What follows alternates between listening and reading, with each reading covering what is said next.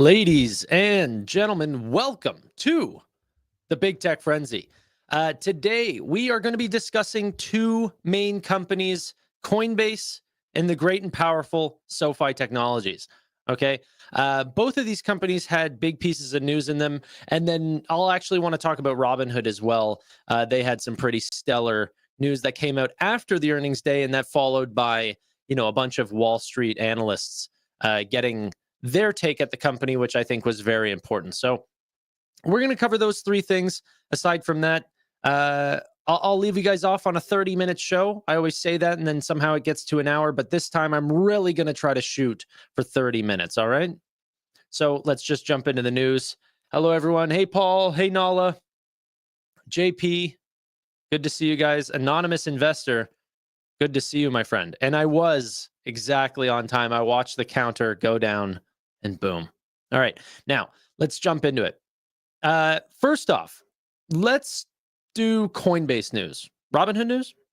Robinhood. We'll go in order of their earnings, which would mean that I'd go SoFi first, but I don't like doing that. Okay.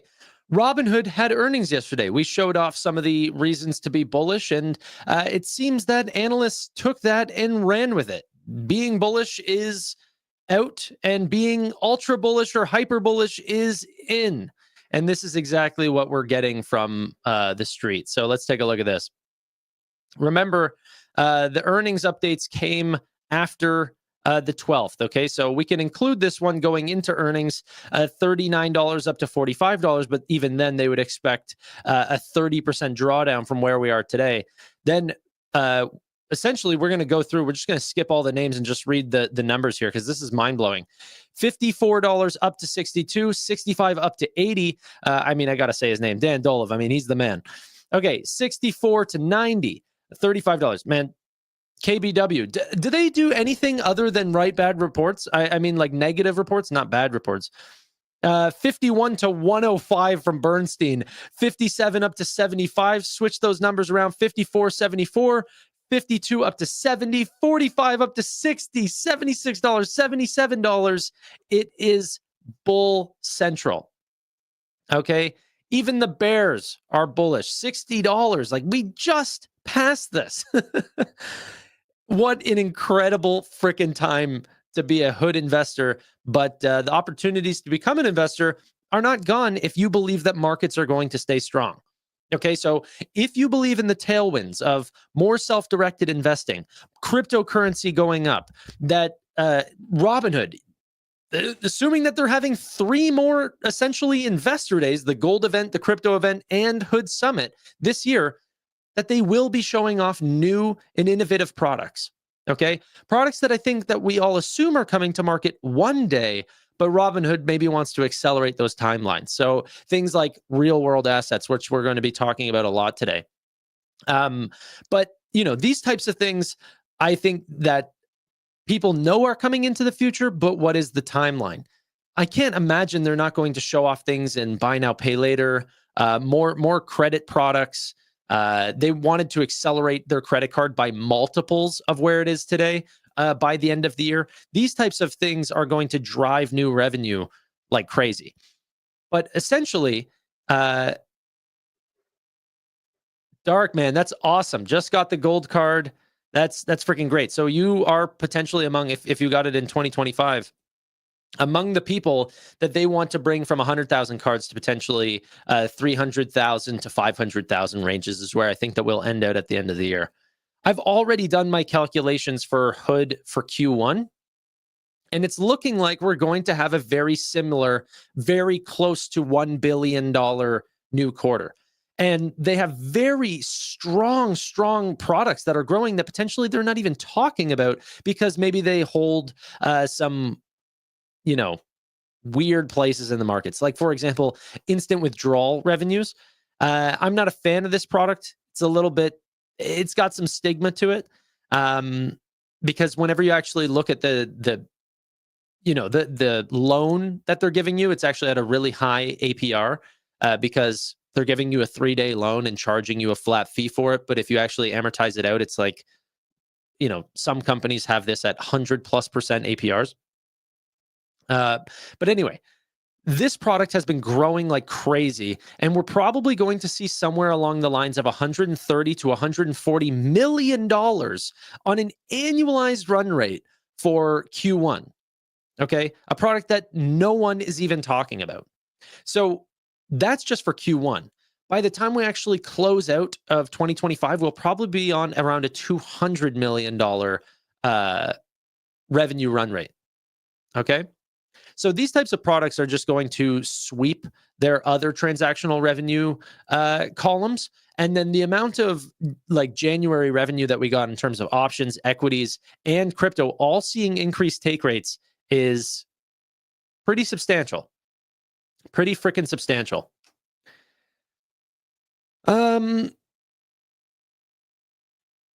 Okay, Tanner, would you consider doing a hood video with future price predictions? Love that new video where you did something similar. But if not, that's... Oh, you mean my 2030 prediction videos? The hard part is I could potentially do something along those lines, but it's so dependent on the market, right? And so, yeah. Philip, I'm going to get to SoFi news, but that will be later on. I'm just covering hood right now, then we'll get into Coinbase and SoFi. But this will all, like, I am not doing a long show today. We'll be wrapped up in 30. So let's continue to move on. But yeah, very bullish on Robinhood. Now let's talk about a strong competitor of theirs, which is Coinbase. I can show you guys my spreadsheets, or I can show you their things. I think my spreadsheets, at least personally for me, do them a little bit more justice and understand the numbers that we're actually looking at. Now, I haven't transitioned this over to my new, design. So I apologize on the eyes that everything is going to look like the same color and not broken down and everything is all over the place. But this is Coinbase, okay? Q3 to Q4, we saw from $185 billion in trading volume, then went up to $439 billion. Okay. Year over year, we're up 185% or 137%. What they wanted to highlight is this is actually much faster than the crypto total, spot market changes quarter over quarter and year over year. So that means they're gaining market share versus what the rest of the crypto environment is doing. Now, that's very strong. Okay. By the way, that was both broken down into retail and institutional. Both ended up gaining market share. The thing I want to highlight as well, because I'm becoming ultra bullish on Robinhood and not as much so on Coinbase. Well, always have been bullish on crypto, is that while they are taking market share, Robinhood's taking market share multiples faster. I mean, more than double, potentially even triple the speed that Coinbase is taking it. So, and a lot of this actually has to do with their take rate. So retail take rate, I've covered this extensively, but please, let's just go into this really quickly. If we take a look at the trading volumes here, in red, you see the institutional trading volume, and in blue, you see retail trading volume. Okay. Coinbase is dominating institutional trading volume. I mean, even whenever the government has, crypto that they want to trade or, sell their Silk Road dollars or whatever they're going to be doing, they do it on Coinbase Prime. Okay. That's very exciting. However, whenever we look at the total transaction revenue, so total institutional trading percent is 79%. But whenever we look at revenue, we actually see 87% of the revenue is made on retail. Okay. Which is insane. The bars just completely flip. It's all institutional here, yet the money that they're making is all retail. Okay.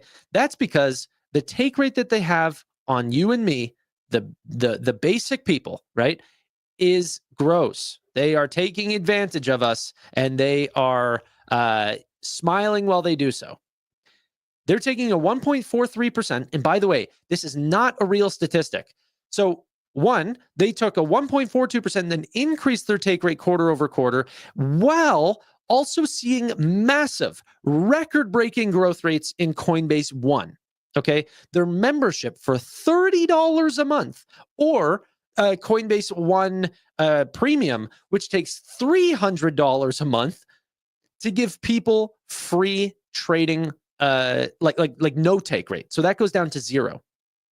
The people who are on the 0% take rate are included in this 1.43%, but the Coinbase One subscription is not, which means if you were to exclude that, we'd probably see somewhere in line of like 1.6 or 1.5. Okay. But their subscription revenue, which is not included in this, is even higher, meaning the differentiation between Coinbase and Robinhood is even larger than what you're seeing in these two graphs. Now, let's take a look at Robinhood like I said we would. Boom. Okay. This is what Robinhood's doing. This is what Coinbase is doing. This is why I'm a better on Robinhood. Robinhood, to close the gap between Coinbase and Robinhood, has nowhere to go but up. And Coinbase has nowhere to go but down. Okay. And if they want to go up, they are going to have price-sensitive individuals look for alternatives. And yes, they can shout that they're gaining market share all they want, but the competitors are growing market share even faster.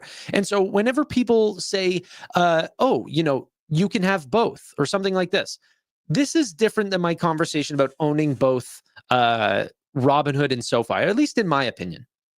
Whenever I own Robinhood and SoFi, what I'm betting on is the future Bank of America and the future Charles Schwab. Okay, two massive institutions that I think are going to dominate in going forward, but are targeting different audiences. Coinbase is wanting to be. They're saying, okay, yes, Robinhood is going to grow faster than us. A lot of institutions are going to grow faster than us, but we are still going to be the infrastructure layer for all crypto. And as that goes global, we will win. Okay, that's sure. Like I believe that, but win how? Win institutionally? Because let's say that Robinhood was routing all of their orders through the Coinbase exchange or something. Okay, they would like both would end up winning, right? So not only would Robinhood win, but then Coinbase would win, taking the institutional volume. But then Robinhood would make 0.5%, and Coinbase would make this mere tiny freaking 0.04. They would make the red line. So you're talking about a company that has dominated in retail trading and now not potentially going to be doing that into the future if they keep up this pricing scheme. Okay. I don't like that. They have to continuously push for more innovation to make sure that people stay on their platform. Robinhood does not. They innovate because they want better. Okay, but they don't need better because their pricing strategy is already the best. So just on pure pricing, consumers are going to go where their dollars are best served.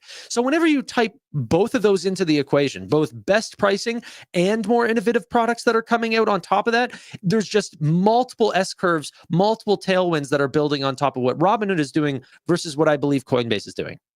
Okay, now could these companies merge? Yeah, I think that would be a really great example. But I am a big believer on the sort of pair trade of SoFi and Robinhood more than I am on the pair trade of Coinbase and Robinhood. And also the added diversification of both lending and crypto and brokerage, I think is phenomenal. I don't like the pair trade as much as crypto and equity. Now, is Coinbase going to be getting into equity trading? This could be interesting. The one way that I think Coinbase ends up turning this all on its head and making traditional brokerages fall behind is that they bring this level of innovation and speed to equity markets, not through going the traditional way, but as what Vlad Tenev and every other large institution like JP Morgan, like Franklin Templeton, like I can't think of another one right now, that have been talking about real world assets. Okay. Tokenizing stock securities. Okay. The shares that you have are put on a computer. That's perfectly fine. And your ownership is there, but the security is not nearly as good as blockchain, nor is it as accessible, fractionizable. Is that a word? Or 24/7 trading. Okay. And 24/5 trading is just around like this is things that we're trying to deal with, while also, tying into trade plus one delays that people have. It's not good. It's literally what got Robinhood into trouble due to, problems with liquidity, because they had to essentially front the capital for 2 days while those trades were delaying. Okay? They didn't have the money. They had to pause the buy button. And by the way, they weren't the only one. So with blockchain, the trust is taken away. You can literally do those types of transactions from peer to peer without necessarily, needing any sort of trade plus two, trade plus one delays. So, MD, thank you, man. I really appreciate this. I'm going to be talking with Jared Isaacman again soon, hopefully. But it is actually the interview that I am most proud of, and it's got 0 freaking views. I think like 3,000 people have seen it, and I think it's by far the best interview that I was ever a part of. I mean, this dude is beyond brilliant. Anyway, you're taking advantage of my ADHD, and you're taking me off track. All right, I was doing good there for a second. But you guys should check out the Jared Isaacman interview after this. It's phenomenal. And not because of anything that I did. I'm not a good interviewer. It was all Jared. All right, let's get back to it. So yeah, I'm just a real believer that Coinbase and crypto in general is going to have massive growth rates going forward. Not because I'm betting on, or not because the coins themselves are going to go up or anything along those lines. It's because essentially blockchain is a brand new technology, similarly to what Brian Armstrong said here in the call. He said on-chain is the new online. Okay, this is just going to be a new infrastructure layer that companies are going to start looking more towards, and not only companies, but regulators are going to look more towards, because it's more transparent, trustless, secure, and fast. So, yeah, I'm excited about this. And by the way, both Coinbase and Robinhood have talked about severely wanting to go after real world assets. Coinbase said that they also hit a new all-time high for U.S. spot and derivatives market share. I thought that was interesting. It does seem like there's massive amounts of consolidation in this market right now, which happens in a maturing market. You can trade 245 on Schwab. Yeah, I mean, that just happened. You can also do that on Robinhood, but 245 isn't as good as 247, right? And also, it's more expensive for the brokerages to do it that way rather than doing it on chain. That's also what they really like. It's much more secure and much more cost effective.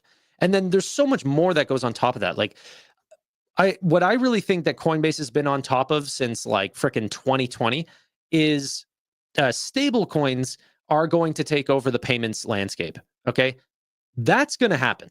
That will happen. A lot of regulatory changes need to occur for that to become more commonplace. But the growth in what do you call it? Stablecoin payments, especially USDC, I think it went up like triple from 2023 to 2024. It was an unbelievable rate of change. That's only going to go even further. So very excited about that. SoFi time. Everyone's saying SoFi. Yes, we can go on to SoFi. I'm done with Coinbase. Ladies and gentlemen, both the great and powerful Vadim on X and data-driven investing had some breaking news that I wanted to break out and share with you guys. But all credit goes to them. This is freaking phenomenal work. They used a company called Quarter. Maybe you've seen it, but you can essentially search for company names and then find them in transcripts that have happened across all 3,000, companies that are on that app or whatever. I think they're at 3,000. But anyway, Wyndham Hotels is the actual brand that SoFi's hotel co-branded card is going to be working with. I like what data-driven investing here. They bought Wyndham Capital Mortgage, they partnered with Wyndham Clark, and now they're running Wyndham Hotels. That's freaking a coincidence. But yeah, this partnership actually just got announced on their earnings call from Wyndham themselves. Okay. So this is the sort of interesting thing. I don't know what type of NDA or thing is holding them back from doing a press release here if the owned company is coming out and saying, hey, by the way, we're doing a brand new platform. So let's read this, by the way. We've also finalized an agreement to launch a co-branded debit card, the first of its kind in the United States hospitality sector, in collaboration with our new partner, Galileo Financial Technologies, a platform owned by SoFi. This innovative product is designed to tap into a $4.5 trillion debit card spending market, providing our loyalty members an alternative solution to earn Wyndham rewards points on their everyday purchases.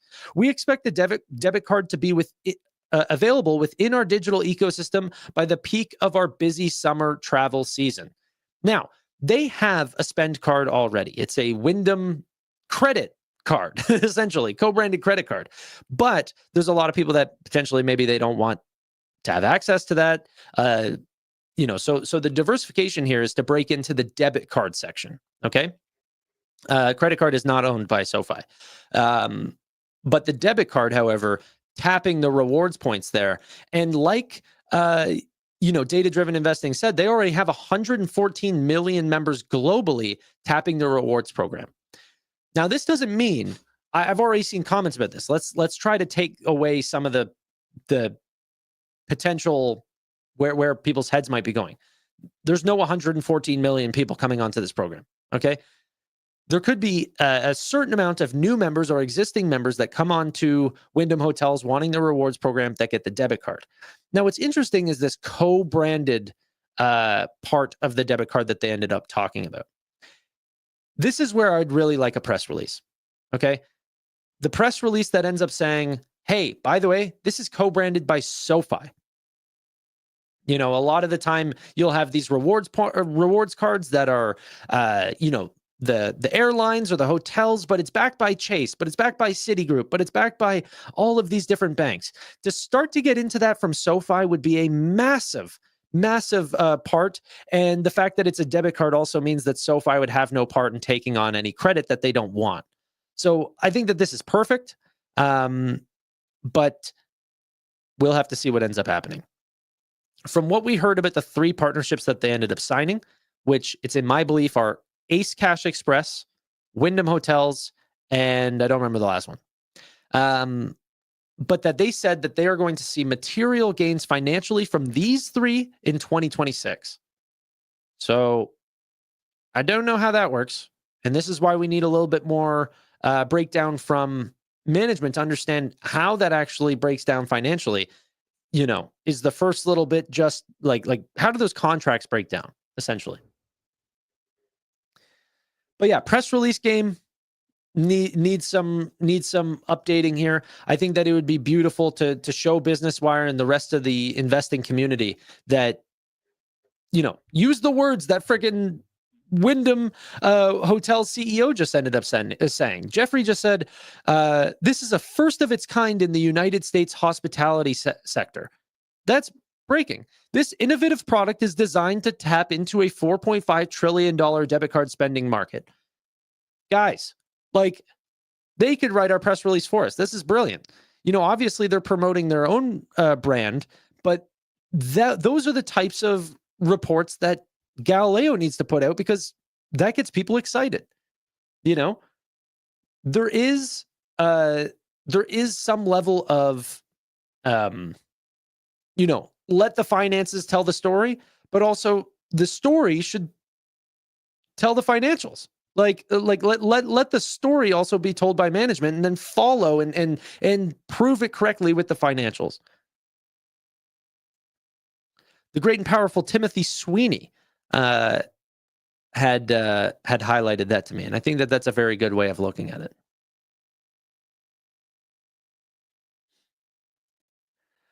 We'll have to wait for 2026 guidance. Honestly, guys, that is not what I'm seeing here. So I am not. Jason, you're right. Department of Treasury was the third partner. You are correct. Also innovative. All these partners are very exciting. So Yeah, I am not in the camp of hating on Technisys. That's not me. Okay. I think that the AWS of fintech could very well still be in place. You see, the companies that they're working with are huge. They uh, all call this a very innovative approach. Even the most innovative businesses like Robinhood and Monzo and Revolut and like all these different companies are huge in using the best companies and wanting the best products for their members, and they all use Galileo, baby. So I'm not anti Galileo.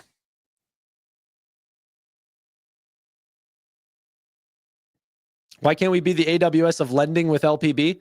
I mean, we absolutely could be, but that's a little different. I mean, uh, but yeah, we could also be the AWS of lending from Galileo as well. They can be a big part of that. We might hear about a little bit of that soon, but I'm not sure. We'll have to. I think they do want to step up their press release game. We'll have to see. But yeah, I just wanted to highlight. I'm also like very bullish on Q1 of 2025. I think that this has been a little bit different, where in past quarters we've said, oh well, 2024 is going to be good. Oh well, second half of 2024 is going to be good. Q4 is going to be good. No, I mean this, like the quarter that we're in, I believe is going to be very good. Every fintech that I've watched, everyone is so excited for this year. Everyone. The deals that are coming out of Pagaya, Affirm, Lending Club, SoFi, these all bode well for massive growths in the lending segment. Excuse me. Who does the payment processing for Wyndham Hotels? Answer, Shift4. Is it? It could be. I could double check that, but that is probably true. Let me. I do want to check that. See if I have it in my notes. I don't have every customer that they have, but I was starting to jot down a lot of them. Where's my Shift4 thing?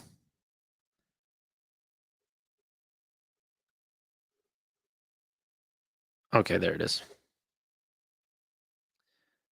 I can't wait to see Shift4's earnings results as well. Here's another thing. Whenever you do an earnings day and an investor day on the same day, like, does that scream that they're going to have bad earnings or what? Like, I mean, that means sorry, I don't mean like, I meant that sarcastically. Like, that means they're going to slam earnings and then they're going to say, here's what's next. That's what's really going to happen, at least in my opinion, if we're talking about from a sentiment point of view. They can't crap the bed on earnings and then go, hey guys, you ready to see what's next? No one's going to believe you.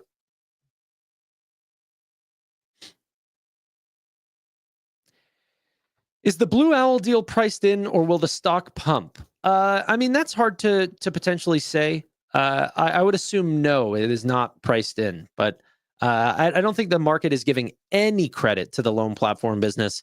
This stock is trading cheap versus where it's going over the next 24 months. Like, it's ridiculous.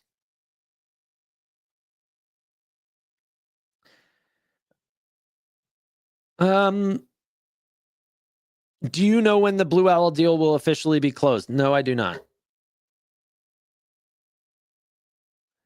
Does SoFi have a $1 billion quarter this year? We could get close. We could get close. And just like Robinhood, SoFi can end up having a quarter that goes above and beyond the trend.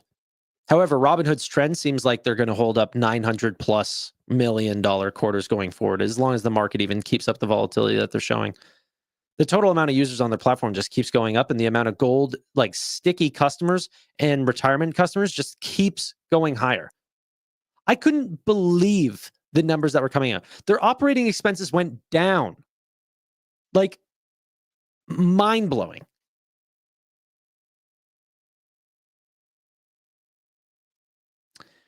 In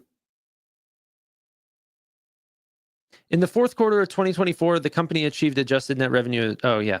Sorry.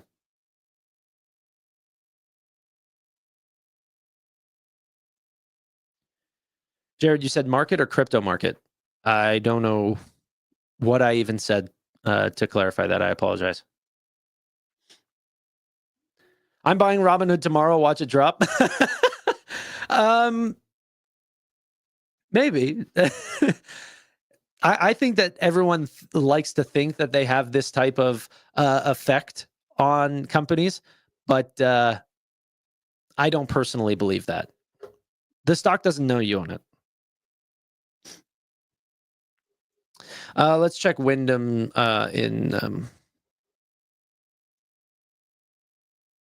in here.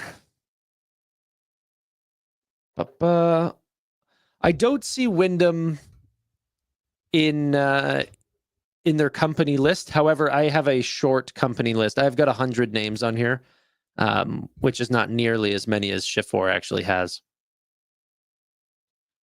But I usually try to get the ones that they cover more recently.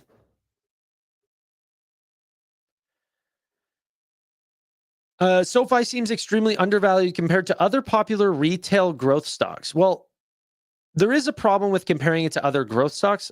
Like, SoFi has a lot of problems, and they're trying to get away from this. So if you go ahead and look at the company over the last little bit, they are highlighting fee-based revenue, no capital requirements, fee-based revenue.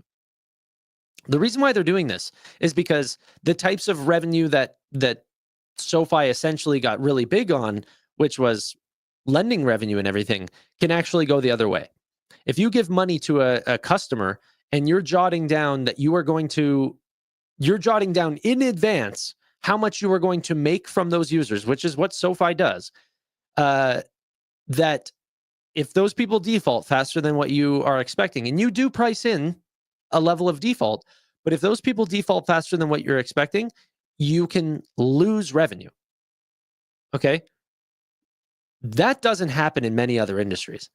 So SoFi is cheaper if you're looking at other growth stocks. 100%. They look disastrously undervalued. But you need to look at them compared to other companies that are also doing similar things. So one of them that might be overextended, but also in a very similar space, is Affirm. Affirm is much more expensive than SoFi and also faces similar risks of lending out their capital and giving short-term based loans. But people are willing to pay for a company that is growing very fast. And SoFi was greatly undervalued for a company that can see so much fee-based revenue, which should give them a higher multiple for sure. Beat-up says, fee-based capital light revenue demands a higher multiple. Yes, because you're not going to lose it, right? And this is why I think Noto really wants to get people on the idea that everything might flow through the loan platform business, which you could slap a tech company multiple on that if there's no way for them to lose out on that revenue. If the only people holding the risk are other financial institutions, this is how Upstart got their massive run up. And you know what's so funny about Upstart is they are not doing that anymore. Like a large amount, well, I don't want to overblow it, but there is an amount of their earnings that is loss sharing agreements with other financial institutions saying, hey, we'll do this fee-based revenue, but if it's really bad, we will stomach some of those losses. Well, that's not a loan platform, but that's not the fee-based revenue that you're promising everyone. So I think that that's really important to highlight,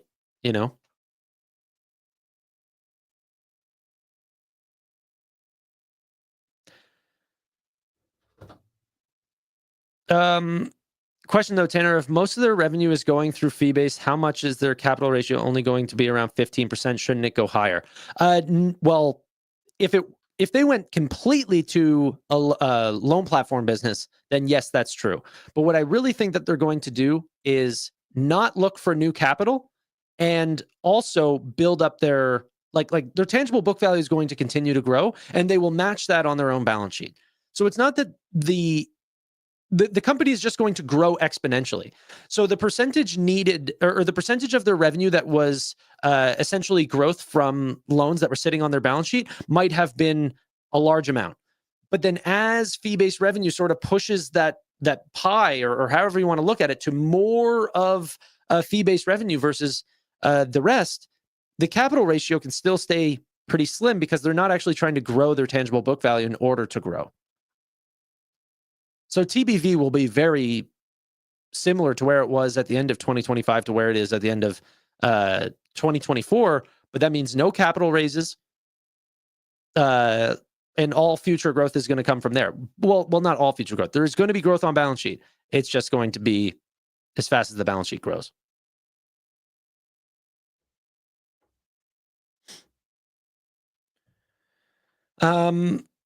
But that's also why they don't need to mess around with their capital ratios, bringing it down to 11% or 9% to try to capitalize on these types of growth rates, because then we could get a potential multiple that, or potential bear cases that SoFi could be in trouble or at fear that they are going to actually see negative growth rates or severe penalties for giving out loans to wrong people or at the wrong time.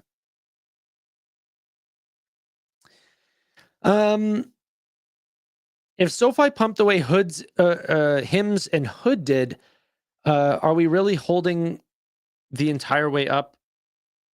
What? Are we really holding the entire way up? That would be tough, but a good problem to have. Oh, I see what you're saying. Just in terms of your ability to stomach that. I think that's the that's more on you. You know? If SoFi continued to climb, if they showed off growth rates, or the market really got to swallow that they are becoming a loan platform business and they went to $45, I'd hold all the way through. I would hold all the way through.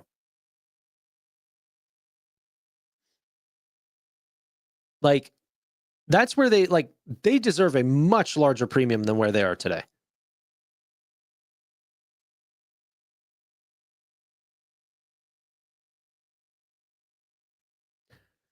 It's a new business than whenever we first bought it, or at least me.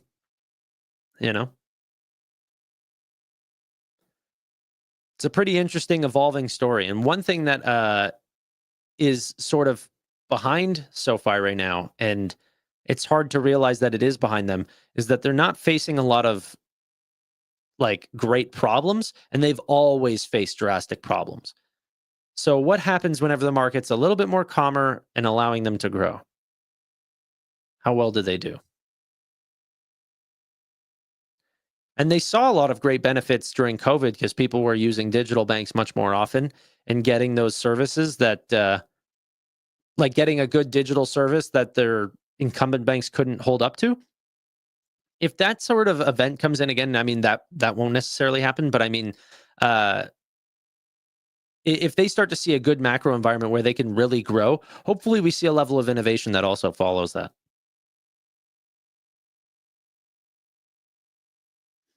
I just don't see much downside for SoFi. Am I missing anything? I mean, it's just amount of growth that they could potentially see.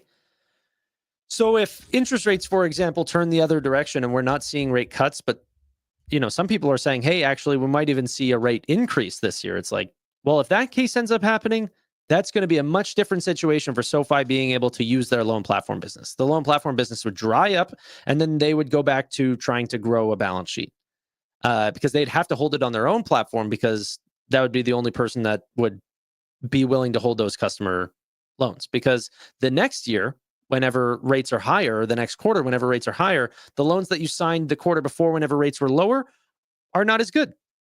They're not as good versus the liability of the deposits that you're paying out in terms of their APYs. Customer deposits are a liability. Okay. You have to pay them a certain amount for having those deposits held at that bank. Okay. Because you're using it to fund a much higher paying loan. Okay. But if you sign it when the rates are down here at a fixed rate loan, and interest rates start to climb, then you have to adjust your deposits, but you cannot adjust the loan. So now this loan is, could be underwater. It wouldn't be, but for longer dated loans like mortgages and stuff, those do become underwater. Those got bad. But for larger products like loans and stuff, they have such a massive difference between the deposits and the loan that you're not really seeing a massive amount of default whenever that happens. You can still see that because if interest rates are rising, it usually means that people can get in trouble that way, and then maybe they lose their job because those companies are tightening, or uh, you know, usually whenever rates start to raise up, that gets passed on to the consumer. People can have a hard time paying their bills because grocery bills go up and all these things. So then that makes them default on their SoFi loan. But then that also goes into the cohorts of different loans that you can get into, right? You can get into the really subprime category, and then you can also get into the higher end prime plus user, which is the SoFi user, and that can also stomach a lot of the risk. Tanner, you said 30 minutes. Yes, I do have to go. Downside is unemployment goes up. Yeah, I mean that's macro. Macro is macro. Sign off tomorrow and do a live stream during the day. All right. You guys want more mid-market streams, or do you guys like the later night streams?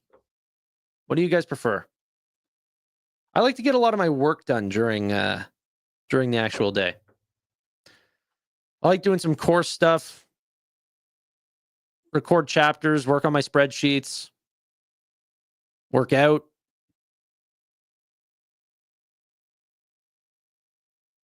Nighttime one, both, late night. Actually, never stop streaming late night. Both. Yeah. Both is easy to ask for. Both is definitely easy to ask for. It's like those companies that go, hey, if we made this into a t-shirt, would you buy it? And everyone goes, yeah, offer it. And then whenever they put it out, no one buys it. But they're like, we just like the option. Like, if I want to buy it, let me buy it. But if I don't want to buy it, then I'm not going to buy it. Like, no one's putting down a deposit. They're just saying, sure, why not?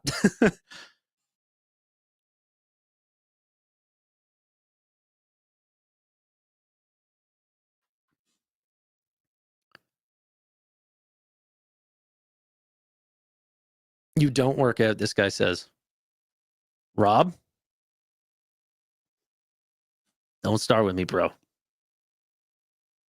Thank you all so much for watching. I really do appreciate your time. But bye for now.